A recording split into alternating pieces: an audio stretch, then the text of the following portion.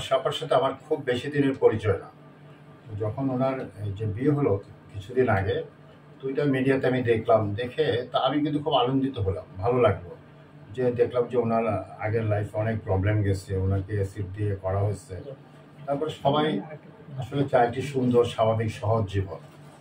তো ওনার লাইফে যখন আগে সেই প্রবলেমগুলো আমি দেখলাম এবং তারপরে ওনার যে অ্যাসিডের ইয়াটা দেখে আমার খুবই খারাপ লাগছে। আসলে ধরেন উনি তো এই সুন্দর মানুষ, সুন্দর মনেরও মানুষ, কিন্তু সেই মানুষটার জীবনে যে এরকম একটা দুর্বিষহ কষ্ট পরে যখন আমি দেখলাম যে আরেকটা বিয়ে হয়েছে ওনার, এখন হয়তো আমি ভাবলাম যে জীবনটা হয়তো সুন্দর স্বাভাবিকভাবে যাবে।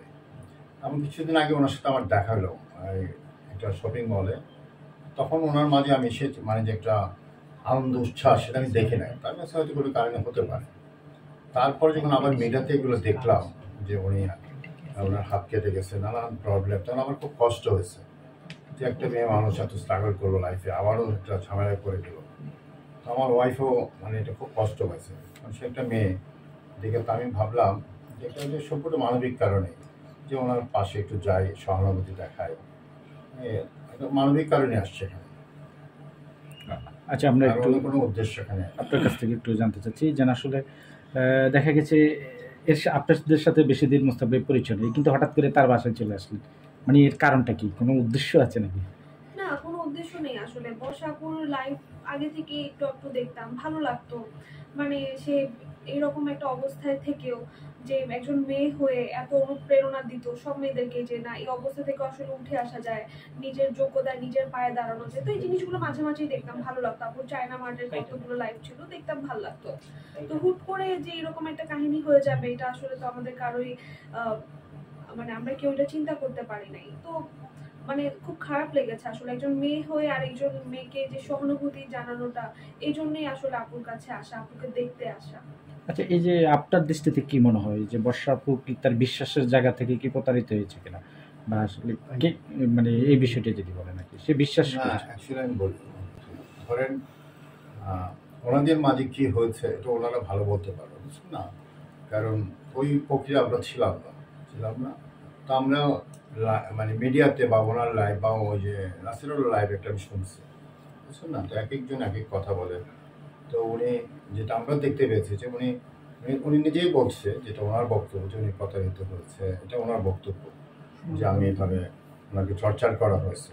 তবে এটার মামলাও একটা হয়েছে আমরা যেটা দেখলাম। তো মামলা যেহেতু হয়েছে, পুলিশ তদন্ত করবে, তদন্ত করে যদি যে দোষী তার বিরুদ্ধে নিশ্চয়ই ব্যবস্থা নেওয়া হবে, তাই না? এবং আমি চাই যদি দোষী ব্যক্তির বিরুদ্ধে যেন যথাযথ ব্যবস্থা নেওয়া হয়। আর ওনার প্রতি আমার একটা রিকোয়েস্ট থাকবে, যেটা সত্য, উনি যেন সত্যের মাঝে থাকেন। কারণ সত্যের মাঝে থাকলে আর কোনো ভয়ের কিছু থাকে না, নিজের একটা জোর থাকে। তুমি যদি সত্যের মাঝে থাকেন তো সত্য, আমি যেন মনে করি ইনশাল্লাহ সত্যের জয় সবসময় হবে, এটা বিশ্বাস। এখন ওনার সাথে কি কমিটমেন্ট ছিল, কি ধরনের ছিল, তো উনি তো বিশ্বাসের জায়গায় তৈরি নাই। কারণ ওনার বিশ্বাসের জায়গায় যদি উনি থাকতো তাহলে তো আজকে এই অবস্থা দাঁড়ায় না, তাই না? আমি কি বুঝতে পারছি নাকি? আচ্ছা আচ্ছা আচ্ছা, বর্ষা আপু, ধরেন আপনি তো আসলে খুবই অসুস্থ, তারপরে একটু জিজ্ঞাসা করি, তো আপনি তো মামলা করেছেন, এখন এর আগে তো কি কি কি কারণে মামলা করেছেন সেটা তো গণমাধ্যমকে জানিয়েছেন, তো এখন কি অবস্থায় আছে আপনি সবকিছু মিলে? মামলা চলমান। এখন তার প্রথম স্ত্রীর সেই কাবিননামা বেরিয়েছে, তালাকনামা বেরিয়েছে, যেটা 2015 সালে তালাক হয়েছে। সেই ঘরে একটা ছেলে আছে এবং আমার কাবিননামার রেজিস্ট্রি বুকে পাওয়া গিয়েছে সে বরের ভাষ্য মতে প্রথম স্ত্রী আমি তার। তো এটাও তো একটা প্রতারণা, তাই না? আচ্ছা, আমি একটা জিনিস আমি প্রশ্ন করতে পারি? আমি যা বলেন। যে আপনি যখন ওকে বিয়ে করলেন তখন কি আপনি জানতেন সে বিবাহিত বা অবিবাহিত, কি জানতেন? পুরো পৃথিবীর কেউই জানতো না সে বিবাহিত। আপনার কথা বলতেছি, পৃথিবী কি জানলো সেটা না, যে আপনি কি তাকে বিবাহিত জেনে বিয়ে করছেন নাকি অবিবাহিত একজন ব্যাচেলর ওইরকম মনে করেন? ব্যাচেলর মাসে থাকে এতিম। আচ্ছা, ওইরকম জেনে এতিম হয়ে আমি এতিমের ওইরকম জেনে বিয়ে করছেন। এবং আপনার তো একটা কাবিননামা হয়েছে, কাবিননামা তো লেখা থাকে যে সেখানে প্রথম স্ত্রী বরের ভাষ্য মতে প্রথম স্ত্রী। আচ্ছা, সেই সব ব্যাপার তো আপনার কাছে আছে, তাই না? আচ্ছা, আপনার যে আগে বিয়ে হয়েছে এটা কি সে জানতো? আমার অপশনে লেখা আছে আমি বিধবা। আচ্ছা আচ্ছা, বিধবা মানে আপনার বিধবা হাজবেন্ড যে মারা গেছে, আগে হাজবেন্ড কি মারা গেছে? হ্যাঁ আচ্ছা, stroke করে। যাক ওইটা আমার কোনো সাবজেক্ট না, আমি জাস্ট কিউরিয়াস। না না, আমার জায়গা থেকে আমি যে সমস্ত কষ্ট কিছু করলাম। ক্লিয়ার, কারণ হ্যাঁ, আমার যে আগের হাজবেন্ড মারা গেছে এটা পুরো আর আমি পৃথিবী আমি জানে। আমি যখন প্রথম ভিডিও দেখলাম তখন আমার তাই মনে হলো যে এটা বোধ আমি খুবই তার প্রতি মানিয়া হলাম যে আমি ইভেন আমি তাকে কিন্তু ফোন দিয়েছিলাম যে বিয়ের পরে আমি খুশি হই যে আপনার এত প্রবলেম, তারপর সে বিয়ে করছে এবং সে আমি তখন বলছি সে কত কোনো বিয়েটা আগে করে নাই, তারপর একটা ছেলে কোনো আগে তার পাস কোনো স্টোরি নাই, হয়তো মানুষের মনে একটা সহানুভূতি ভালোবাসা থাকে, সেভাবে বিয়ে করছে। তারপরে তো আবার দেখলাম যে তখন আবার ওই যে কেঁচু করতে যেমন সাপ বেরিয়ে আসছে। আচ্ছা আচ্ছা, আমরা একটু বর্ষা আপনার কাছ থেকে শুনতে চাচ্ছি আপু, আসলে যে বিষয়গুলো আপনার কাছ থেকে হাইড করেছে, এখন কি কি আপনার কাছে তথ্য পেয়েছেন বা কি কি আপনার কাছে লুকাইছে, কি মনে হয় আপনার কাছে? যেমন দেখেন পবিত্র কোরআন শরীফ ছুঁয়ে সে আপু একটু লাউড তুমি মাইক্রোফোন দিয়ে একটু করে দেন না। আচ্ছা হ্যাঁ হ্যাঁ আচ্ছা হ্যাঁ, সে বলেছে সে এতিম, এটা গণমাধ্যমে আপনারাই দেখেছেন, এবং সে এতিম হিসেবেই আমাকে বিয়ে করছে। এবং আমার মানে কাবিনের যে রেজিস্ট্রি বুক সেখানে স্পষ্ট করে বিধবা লেখা আছে, এবং আমার স্বামীর ডেথ সার্টিফিকেটও সেখানে সাবমিট করা আছে আইন অনুযায়ী। কিন্তু তিনি তার ভাষ্যমতে দিয়েছে প্রথম স্ত্রী আমি। তো এখন প্রথম দ্বিতীয় দুজন বেরোলো, অনেকগুলো লিভ টুগেদার বেরিয়েছে উইথ প্রুফ। সে বলেছে সে এতিম, তার কেউ নাই। এখন দেখেন আমার বাবা যদি সে ফর এক্সাম্পল আমার বাবা যদি রিক্সাওয়ালা হয়, সে কিন্তু আমার বাবা। আর সে কেন মিডিয়ার কাছে গোপন করতো? বিকজ তারা ওয়েল এস্টাবলিশ না, তারা মধ্যবিত্ত না, তারা নিম্ন মধ্যবিত্ত। মানে এটা কিভাবে সম্ভব যে আমার বাবা মা অথবা আমার মা বোন নিম্ন মধ্যবিত্ত বলে আমি তাদের পরিচয় হাইড করবো? আমি বলবো আমি এতিম। পুরো ইন্ডাস্ট্রি কিন্তু জানে সে এতিম, কিন্তু এখন তার মা এবং দুই বোনও কিন্তু বেরিয়েছে।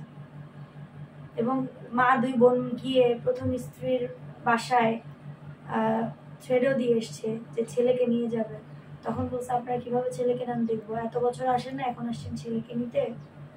মানে তাদের ধারণা যে প্রথম স্ত্রী হয়তো আমাকে সহযোগিতা করছে, কিন্তু প্রথম স্ত্রীর সঙ্গে তো আমার অত কথা না। এগুলো তো সব আদালতের মাধ্যমে একটা কাবিননামা কিন্তু বেরিয়ে এমনিই আসে, কদিন গোপন থাকে কেউ না। আর যেহেতু আমি পাবলিক ফিগার, আমার পেজে সবকিছুই আসে। আপনার মূল অভিযোগটা কি তার বিরুদ্ধে?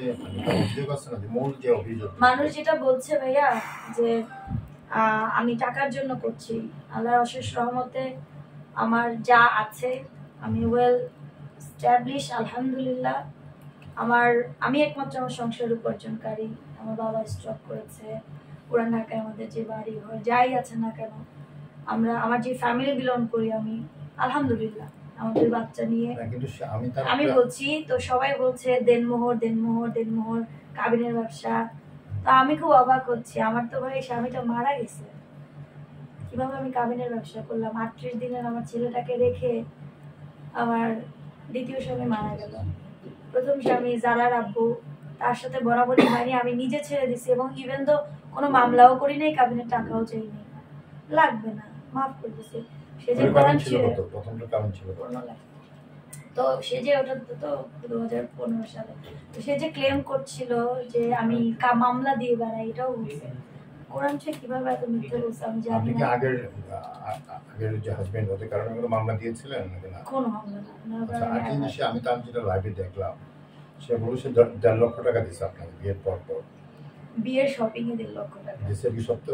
এটা আমি বলেছি লাইভে, আপনাদেরকে তো বলেছি। আমি তো সব লাইভ দেখি। মানে আমি বলি বিয়ের খরচ বাবদ তার যে সার্কেলটা আছে না, তার সার্কেলটাকে শপিং করতে দেওয়ার জন্য শুটিং এ থেকে 50,000 পাঠিয়েছে। তারপর 1 লাখ টাকা নিয়ে এসে সে আমাকে 7,000 টাকার একটা ডায়মন্ডের নাকফুল, একটা লাল রঙের বিয়ের শাড়ি কিনে দিছে। আর তার যাবতীয় যা আছে সমস্ত বিয়ের ডালা থেকে শুরু করে তাকে প্ল্যাটিনামের 2,90,000 টাকা দামের রিংই আমি পরাইছি। সেগুলো সমস্ত কিছু আমার খরচ। এবং দ্যাটস দ্য রিজন। কিন্তু উসুলও সেখানে 2 লক্ষ টাকা উসুলও দেখানো। কাবিন ছিল কত? 10 লাখ। 10 থেকে 2 লক্ষ টাকা উসুল। এখন যদি সে ধরেন, আমি এমনি জানতে চাচ্ছি, আমি আসলে আচ্ছা আমি স্কিপ হয়ে যাচ্ছি ভাইয়া ওই কথাটাতে। আমি একটা কথা যে বললাম, সে যখন যে এতগুলো মানে অবজেকশন দিয়েছে, তার মা বোন বেরিয়েছে, তার স্ত্রী প্রথম স্ত্রী দ্বিতীয় স্ত্রী বেরিয়েছে। আর আমি একটু আজকে সকালে যখন দেখলাম, আমি মেন্টালি ট্রমাটাইজ, কারণ আমি লাইভ করতে গিয়ে নামার সময় সিঁড়ি থেকে পড়ে গেছি, মানে চোখ ব্লার হয়ে বিপি চলে গেছে, দেখি বোঝা যাচ্ছে। আমার পায়ে এরকম ফোলা।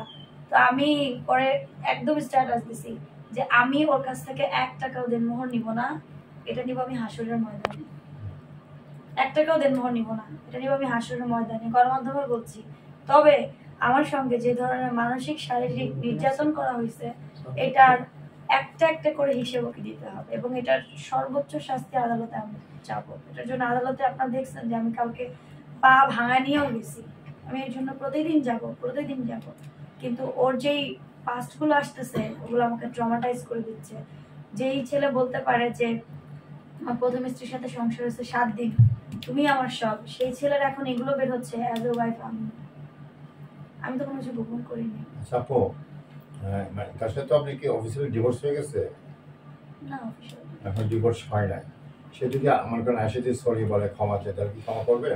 সে কাবাগ, আমি একটা কথা বলেছি, কাবাগরের ধরে যদি বলে যে আমি ভালো হয়ে গেছি, শুধরে গেছি, সরি ভাইয়া। না, আমি জানতে কেন চাই। জানেন? কারণ মানুষের ভুল একবার হয়, 2বার হয়, বারবার যেটা হয় ওটা অভ্যাস। তার এত বছর আগের প্রথম বিয়ের প্রথম শাশুড়ির কাছেও কিন্তু বাড়ি রেখে 1 কোটি টাকা চাইছে, বাড়ির দলিল রেখে। সেটাও কিন্তু সবার কাছে ভিডিওটা আছে, অডিওটা আছে, আর শাশুড়ির ভাষ্য। শুধরানোর না। আচ্ছা আপু, এই যে এখন তো সে জেলে আছে, সবকিছু মিলে আপনি কোনো চাপে আছেন কিনা বা কোনো আমাকে মুহূর্তে? থ্রেট দিয়ে গেছে। আমি সেদিন যাওয়ার সময় বাড়িতে 2টা ছেলে এসে থ্রেট দিয়ে গেছে যে মামলা তুলে নাও, নাহলে তোমার মামলা তুলে নেন, নাহলে আপনার ক্ষতি হবে। তো এটা তার, যেহেতু তার বোন এখন বের হয়েছে, বোন জামাই হতে পারে, যেহেতু তার বোন মা তার প্রথম স্ত্রীর বাসায় গিয়েও থ্রেট দিয়ে আসছে, বাচ্চাকে নিয়ে আসবে। তো হয়তো তারা হইতে পারে, যেহেতু তারা নিম্ন মধ্যবিত্ত, তাদের কোনো মানে ই নাই, তারা হয়তো চিল্লাচিল্লি, সাউট, চিৎকার এগুলো করাতেই অভ্যস্ত। তার প্রথম স্ত্রীর সাথে কি আপনার যোগাযোগ হয়েছে এখন? এখন হয়নি, আগে হয়েছে।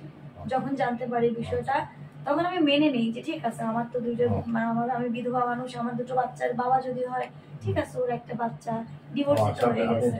বিয়ের পরে জেনে তখন মেনে নিচ্ছে? মেনে নিছি। বিয়ের পর যখন বলছে প্রথম স্ত্রী, মেনে নিছি। তারপর ওই প্রথম স্ত্রীর সাথে কথা হয়েছে? হ্যাঁ, কিন্তু দ্বিতীয় স্ত্রী যেটা, সে ওইটা স্বীকার করে না, যেটা এখন আবার প্রমাণ সহকারে চলে এসেছে।